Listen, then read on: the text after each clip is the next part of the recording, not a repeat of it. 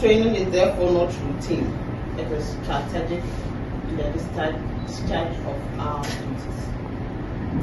At the end, we expect our officers to possess in-depth knowledge of the legal framework governing human trafficking and migrant smuggling, including national laws, international conventions, standards, and operating procedures.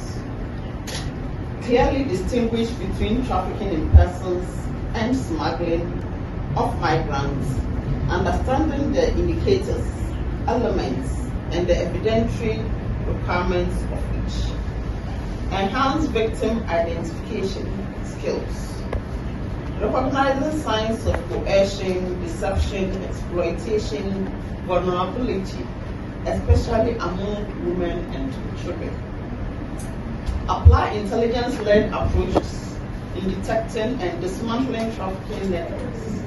Strengthening interagency collaboration, understanding referral pathways, and working effectively with law enforcement partners, social welfare NGOs, and the judiciary. Execute the duties professionally, ensuring that victims are protected while perpetrators are investigated and prosecuted within the confines of the law. Improve report writing, case documentation, evidence handling, and ensuring successful prosecution outcomes. Our ultimate goal is not only enforcement, it is the impact.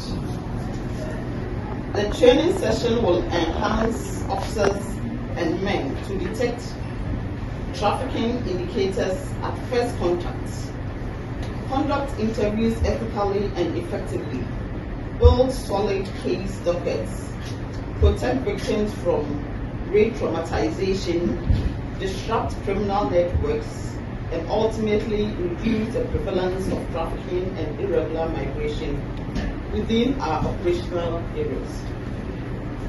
Officers, you have been selected because you are considered capable of carrying out this responsibility.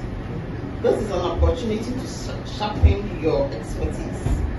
The knowledge acquired here must not remain in this room, but reflected in your daily activities.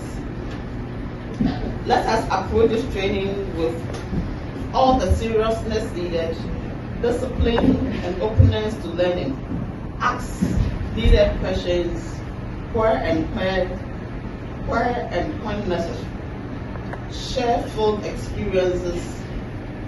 The facilitators are here to equip you, but the success of this program depends largely on your engagement. Together we can uphold the mandates of the Ghana Immigration Service, protect vulnerable persons, and safeguard the integrity of our borders. With these few remarks, I officially